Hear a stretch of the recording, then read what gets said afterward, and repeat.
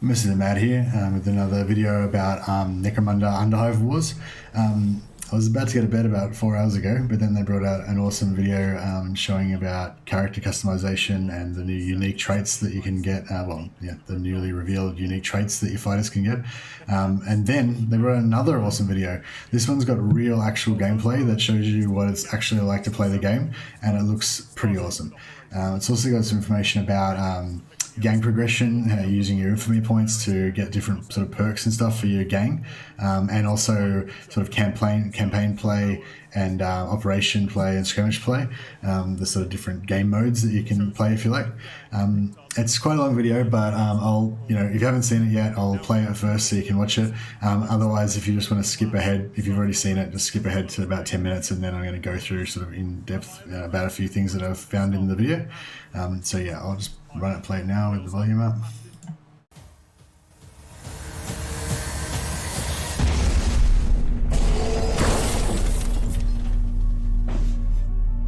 Welcome to Necromunda Underhive Wars, a tactical RPG set in a sprawling hive city, deep into the grim darkness of the 41st millennium.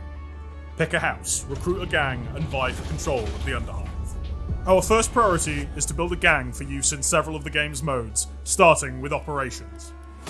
Operations depict the ever-sprawling war for the Underhive between the various gangs of House Escher, Goliath, and Orlok, as they fight each other and among themselves for power, control, resources, and glory. We've chosen a Goliath gang and picked our leader, a heavy melee fighter of the Brawler class.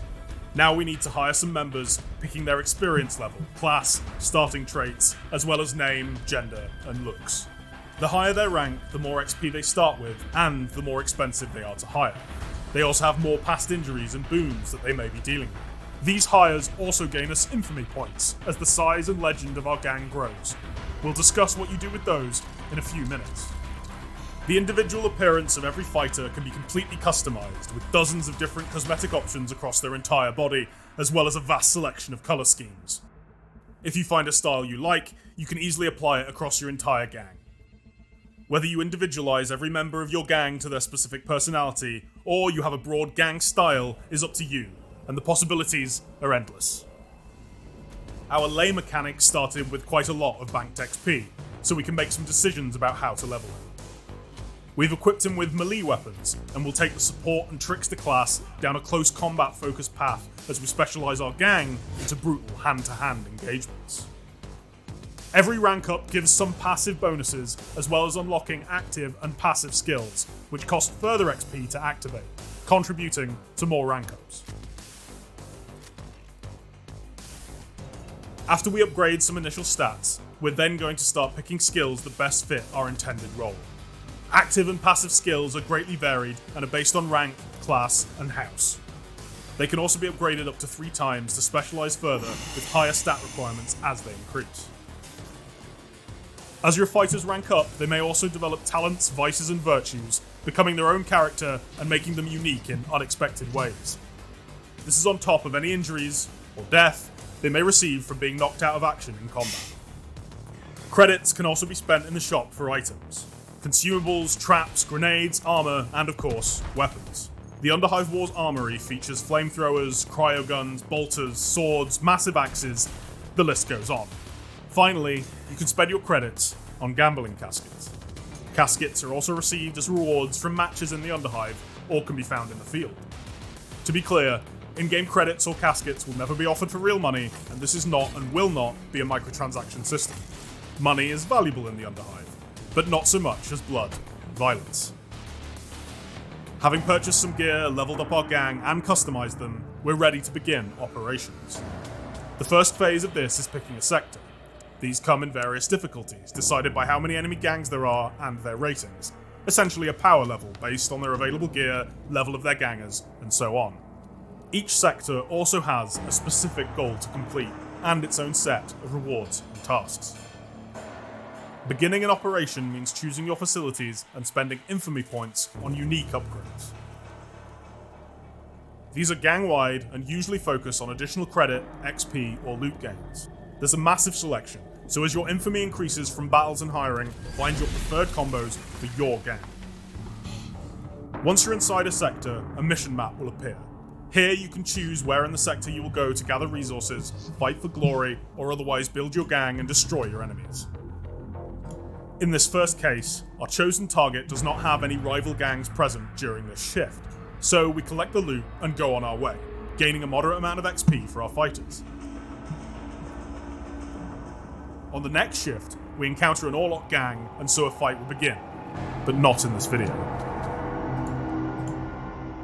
We also have Skirmish mode, where you can make multi or single player games to your specifications using our wide selection of maps and game modes.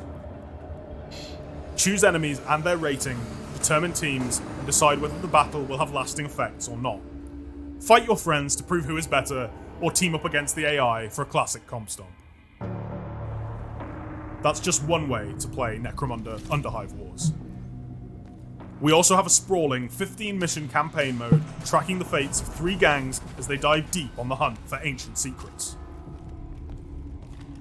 The following gameplay is taken from Mission 6 of the campaign, featuring the Escher gang, the Bane Cats, led by the brutal and intelligent Tessera.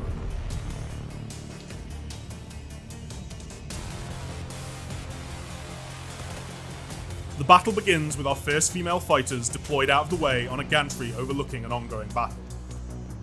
The Orlok and Goliath gangs we're here to take this encampment from, the Chokers and Dog Soldiers respectively, are already duking out below and haven't had the time to look up and see us bearing down on them. Assuming we can stop running into these corrosive mines, our elevated position is extremely valuable. Damage and resistance bonuses apply to any combat against foes that are below you. There are also specific sets of skills that can be only used from up high.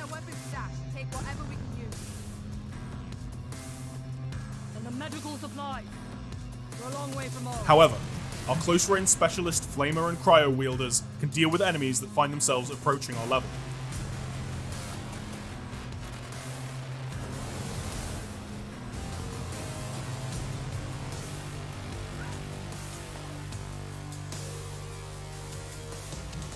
Tessera, the gang leader and crack shot, can start to snipe off enemies wounded by her sisters.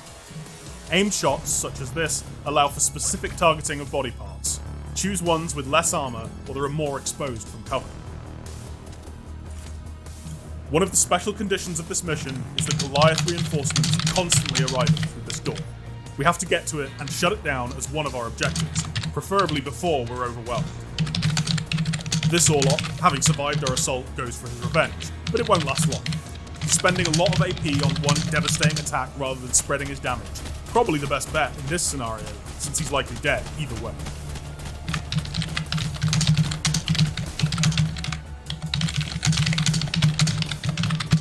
That's him dealt with on our turn, meaning the platform is now ours. One of our other targets, the Orlok leader Zekken, is trying to retake the platform. We'll have to deal with him and use our heavy to move around the battlefield and shoot him in the head. A good solution to most problems in the Underhive. The advantage gained, we can turn the tables on him from the platform.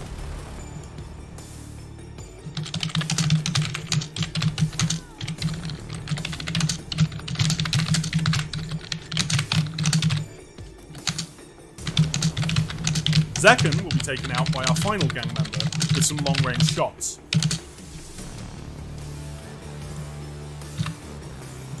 Kira is in a good position to make a dash for the door on our next turn.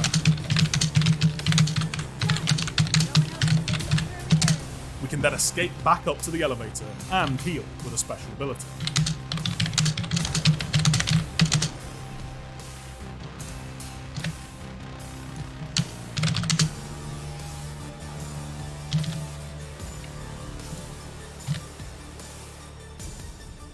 With further incursions onto the upper levels, it's time to show the Orloks why you should never let an Escher, particularly Tessera, close. Swapping weapons in combat is easy and costs minimal AP, making it a key strategy if your fighters are built in a way to take advantage of it.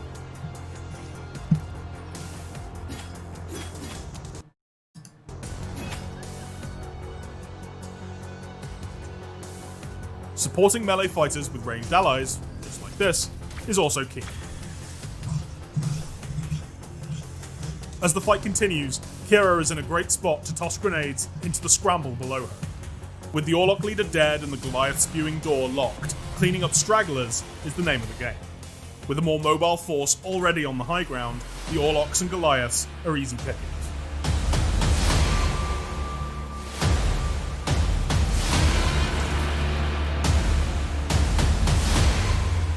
This was just a taste of everything Necromunda Underhive Wars has to offer when it releases on September 8th. Another 14 missions, infinitely more ways to design and build your own gang, and much more.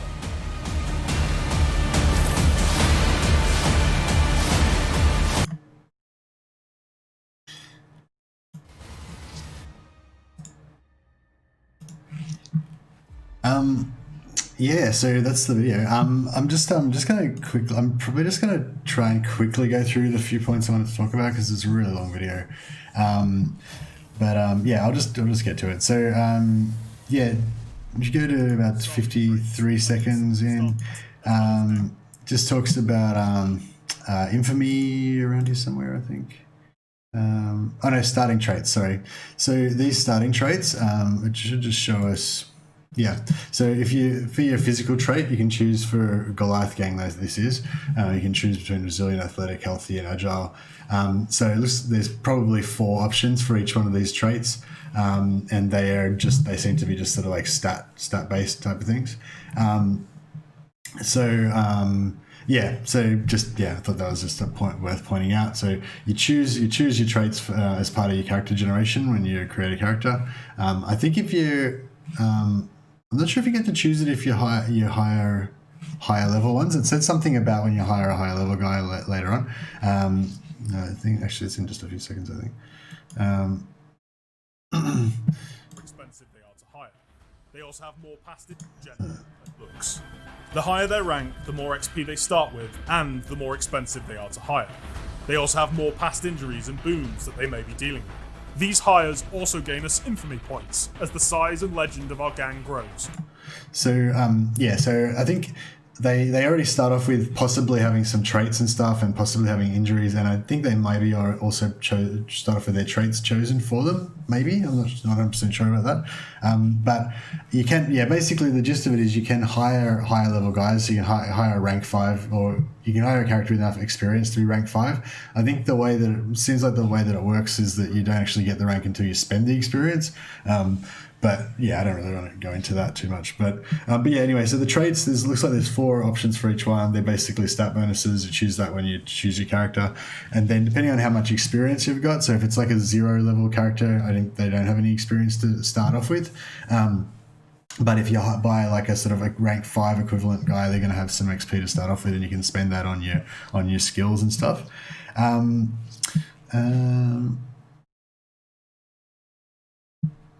Yeah, and it looks like you can hire characters that are rank 5, 6, or 7, which would possibly already have, vices, virtues, vices, and talents, which are the sort of random, unique traits that your characters can get. So I thought that you wouldn't be able to sort of farm for those, but it seems like you can. So you can basically, if you've got enough money, you can just go and buy level 7 guys or level 5 guys who possibly going to already have virtues that you might want. And depending on whether you can choose the traits, you might be able to sort of farm the right sort of traits, virtues, vices, and talents that you want. But they're random, so you don't get to actually choose them. But you might be able to like hire a bunch of guys and sack the ones you don't want. Yeah, it was also talking about infamy just then. So you get infamy points, which is sort of like your gang's experience level, and you use those infamy points to buy certain sort of special abilities or traits for your gang. Same as the veteran levels that you had in Mordheim. Basically, they give you like little sort of financial bonuses and little sort of perks for your gang. Yeah, I'm pretty tired, so I'm just going to quickly flick through and just mention all the points quickly that I wanted to mention, and then we will call it a night. There's just a part around here where it says that it can't, you can't put on a certain. Here we go. So you know, when the person doing the video tried to change their left upper arm, it says they cannot customize because of equipped career gear.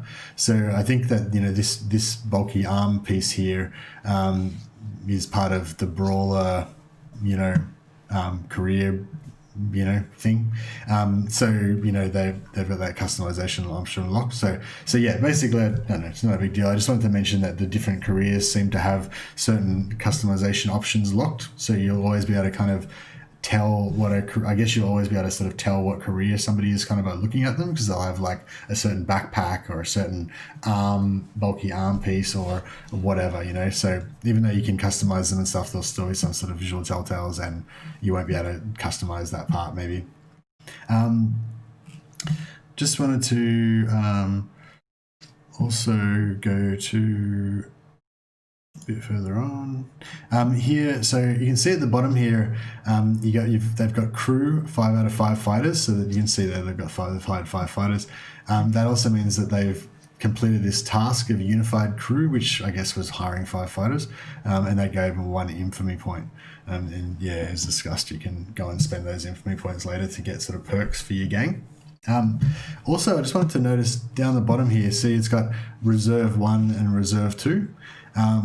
So I'm gathering what that is you've got, like, you can have 3 different gangs, basically 3 different 5-man crews, and you know, you've got reserves basically. So I don't know if there's sort of some sort of situation where you could send your main crew to one job and send your, you know, on the same shift, which is sort of like a turn in the campaign or in the operations gameplay. You could send your main crew to one operation and then send your other reserve crews to a different one. I mean, there's nothing to indicate that. Most likely they're just reserves and they're just resting, you know. That's where you put your injured guys and that kind of stuff, or just your spare guys.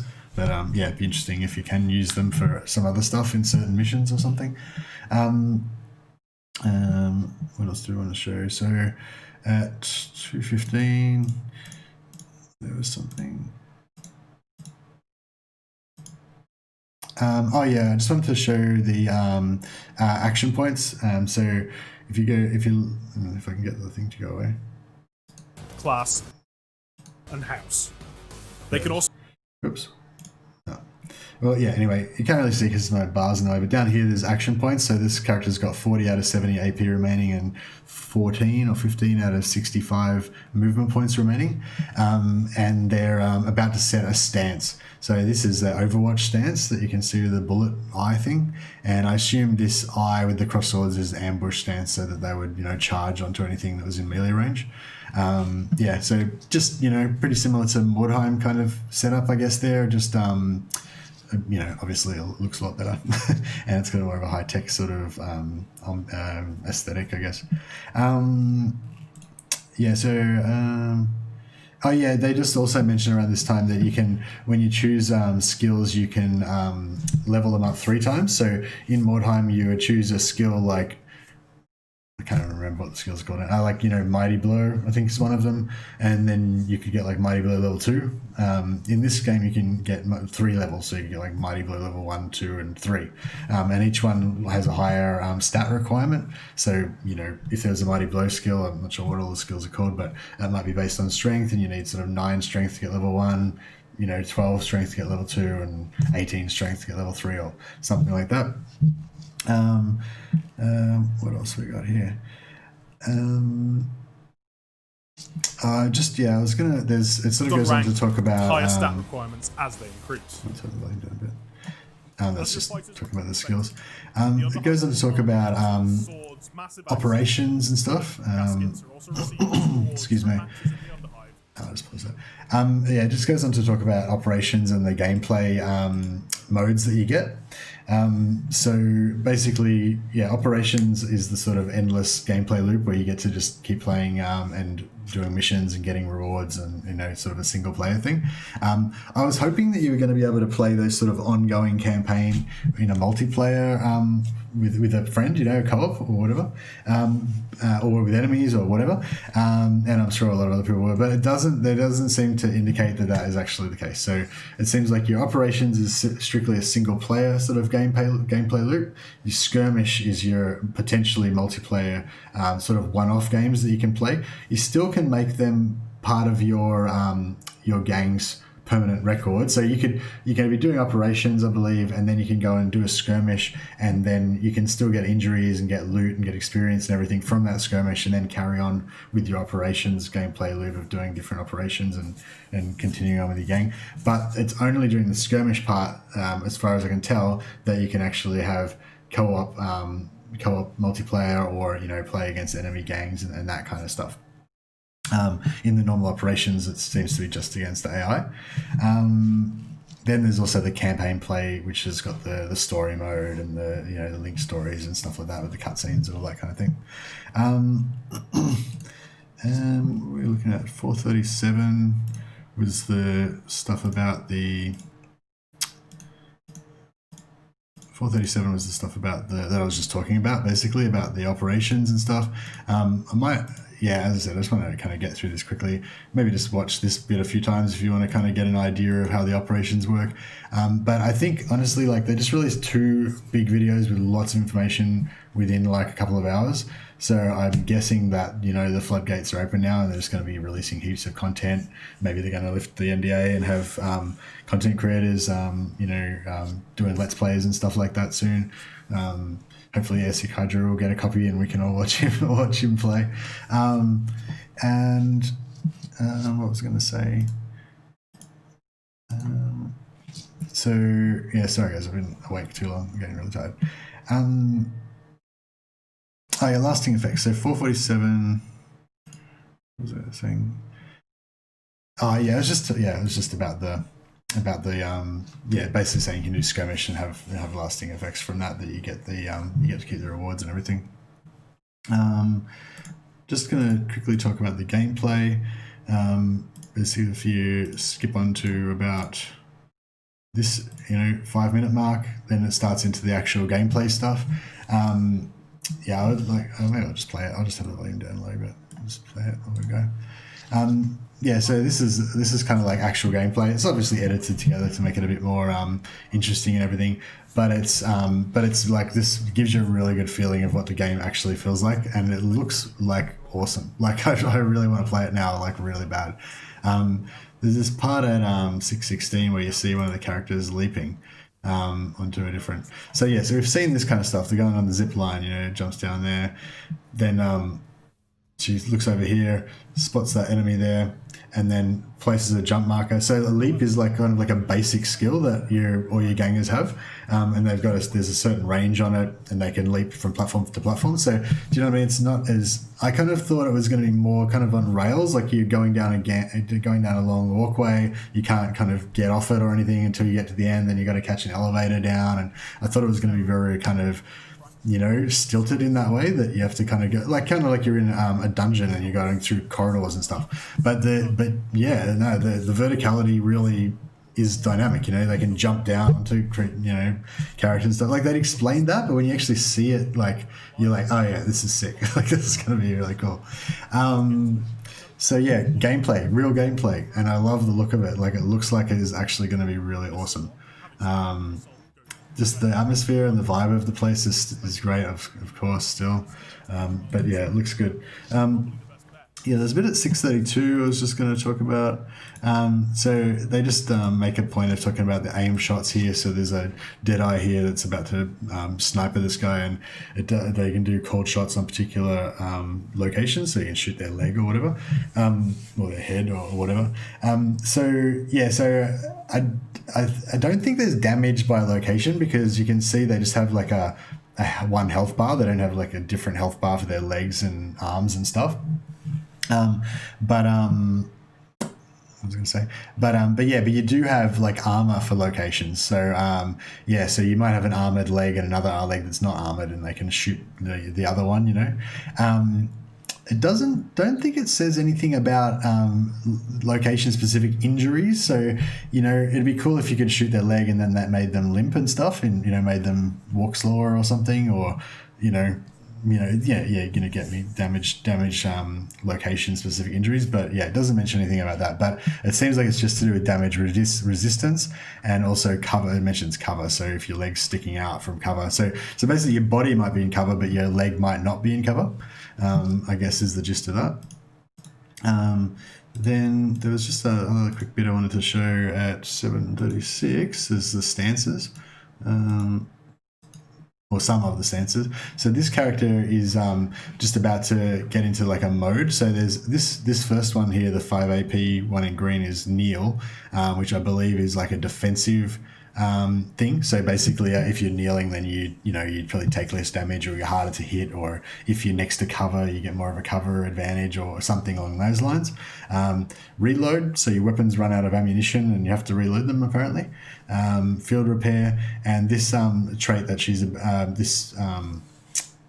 stance that she's about to take, or mode that she's about to take, is called entrenched, and it looks to be like a increased damage type thing. I noticed the Orlok characters seem to get that entrenched as well.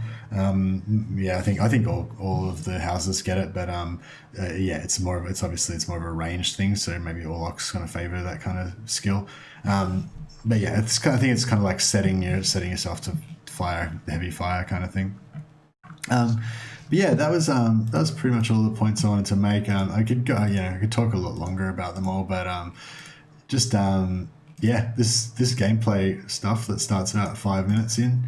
If you want to get a real feel for how the game plays, like this. Yeah, this actually shows you now. So I've actually got some real, what I would say is like real gameplay that really gives you the idea of what it's really like. So yeah, it looks amazing. I'm super hyped for it now. And yeah, now I'm going to bed. So that's all, guys. Catch you next time.